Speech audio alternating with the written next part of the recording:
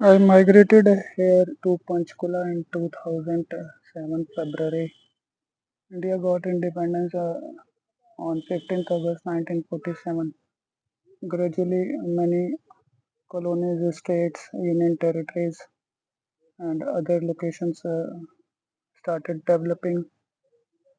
People were being shifted from different locations for the sake of livelihood, and simultaneously, my ancestors managed to establish their business empire, and my father got Delhi police job during 1947 or 48, and in 1951 he was shifted in Trimurti Bhavan along with Jawaharlal Nehru ji for providing security to him. His job was to keep vigil on tasters who were working inside the kitchen, and whether they had cooked hygienic food which doesn't contain any poison, because he was the first prime minister of India, and providing security was utmost concern of Delhi police. And sometimes he was very devoted to upliftment of poor, that he used to leave Trimurti Bhavan at midnight, and sometimes my father had to accompany him also. So my father had kept all his activities and interactions with Nehruji, Indraji, and children Rajiv, Sanjay Gandhi also. Due to security concern, or he was humble enough that he didn't wanted to applaud his achievement or opportunity which he managed to get after successfully performing horse riding interviews during 1951. So when I was born in 1973, even then he hadn't disclosed anything about his performance or job, except to my elder sister, who had already met Jawaharlal Nehru ji when he was alive and got a rose flower also. So that was a normal life of my father, and he when Nehruji died, he was shifted to Gold Dakhana Uniform Department, and gradually he was shifted to other departments also. And he started narrating those incidents and the achievement of Nehruji in terms of freedom fighter when I was just 4 years old.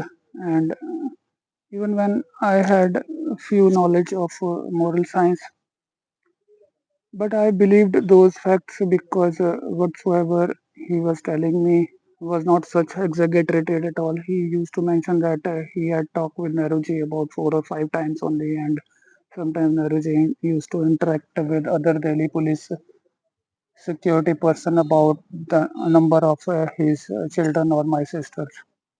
And he was also very concerned about a boy in his life. And sometimes he used to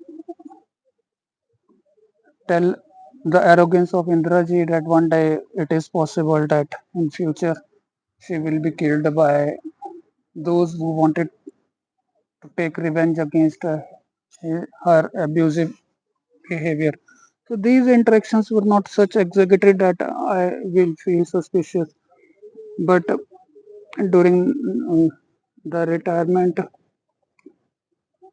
on 1982, after the end of Asian Games, where a mascot Apu was also drawn by me and pasted near MTNL 5415 at Mahavir Nagar when we migrated, just because of joint family was expanding during 1981. That was the first migration from 1973 when I was born till 1981 when I was only 8 years old. So I spent 8 years in my house where I was born, and then I spent more than 10 years in that house, and gradually we migrated to a much better and bigger house in Sundar Vihar during 1991. So my topic of discussion is related to the number of years I spent in these four houses in my time span. So when I was born, obviously I don't have to prove any patriotism or favorism towards neighbors. I was migrated and they used to remember me a lot whenever I visit my old house. They used to provide me dairy milk or milk products. Also, they were very happy about our progress in that term. But I was not as much happy because I had to live away from my cousin brothers. But that was gradually neutralized. But they were obviously jealous with me because I was performing excellently, and they were not at par with my curriculum performance. Sometimes they used to perform lavish parties also, but I was not interested at all because I wanted to save precious time and kept on devoting my energy and time in studies only because I was ultimately aware that I can't cope to accept a inferior school where those extra provisions of more and more teachers, libraries, better infrastructure will not be provided. So in the next house, I was not as much feeling patriotic because I found immense love and affection from my neighbors, and whenever I performed brilliantly, they used to invite me and inform each other and accept the sweets also. They were not at all jealous with me because few of them were our distant relatives. By that time, they know that I was living just 10 or 4 kilometers away from that place, and they were known of my neighbors from that native place also.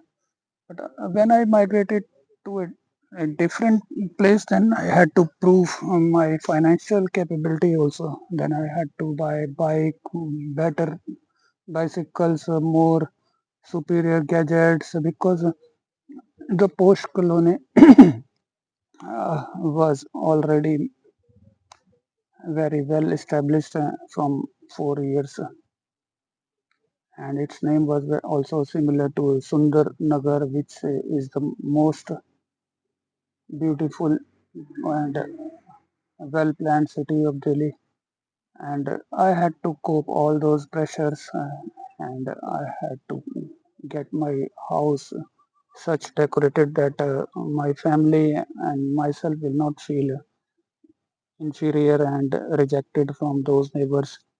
But then also I was kicked out of Delhi and reached here in Panchkula during 2007, and the most difficult part of my life was the later, which I am still spending because all of these people are extremely patriotic towards the country and they can't afford to live a single day without presence of flags and different kind of authenticity and favor towards their country.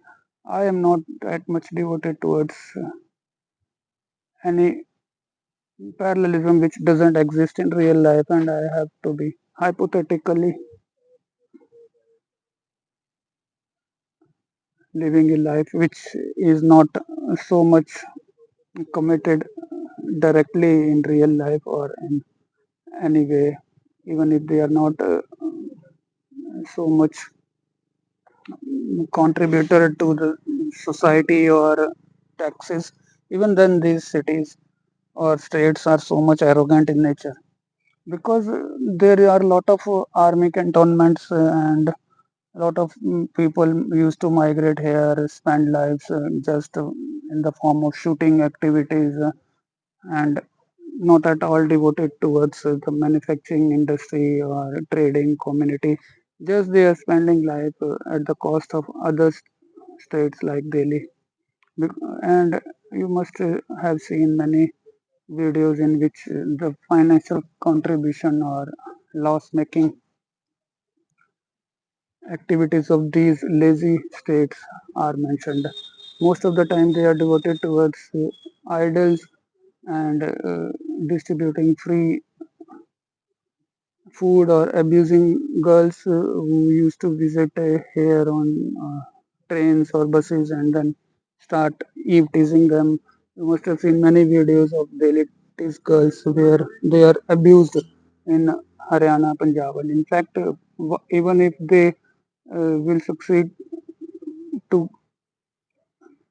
get promotion in the form of one or two girl celebrity, they will exaggerate their presence, and even if any citizen in Delhi metro will look at towards them, they will make that an issue because they are extremely arrogant and ignorant towards the capital Delhi. So I did posted another video from Hinglaj temple, and in fear of any kind of reactions, I had kept that private also. The purpose of visiting here and spending 1 hour at a nearby Shiv Hanuman temple where more and more rituals in the form of burning wood were performed and women were washing utensils. They might have spent free food ceremony by now. And the place where I went in the afternoon was also filled with a lot of people accepting halwa, chana, prasadam, and just accepting that again and again. But I purchased the incense stick and returned back. Now I am sitting here because from past 2 days I am feeling a lot of continuous spurts of sleeplessness, and segmented sleep is very harmful in long term. So I want to consume some energy so that I will feel tired by 11:30, and at least a continuous relaxing sleep will be received by 4 a.m. Even if you sleep continuously for 4 hours, that will not harm your body. But if spurts of sleeps of 1 hour and 2 hours are received by you, I think that can harm. I haven't read more and more research, but I will try to be more precise on that in future. A few days ago, I posted some information about Ratan Tata also, who died at the age of 86 years. If I will talk about reincarnation, obviously in all probable causes there should be many Ratan of my empire who might have taken rebirth according to the success they got. There were about two people. One of them was Bharati Mittal, other was Venu Dhoot, honor of Videocon, and the third one was obviously Ratan Tata. And being different from the heritage of Tata Empire, he has given some rights to many more sons. And there might be about 5 or 6 partners in that empire, but 70,000 crore rupee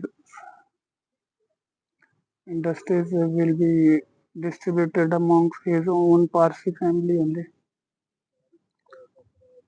Whether they are really committed towards the nation or not, It depends on the indigenous products developed by Tata in past 20 years because Indigo was the first indigenous car, and then another achievement in the form of middle class nano car was also prominent and worth appreciation. But even then, the place where I am sitting is full of multinational lovers, and they have money earned from rented income.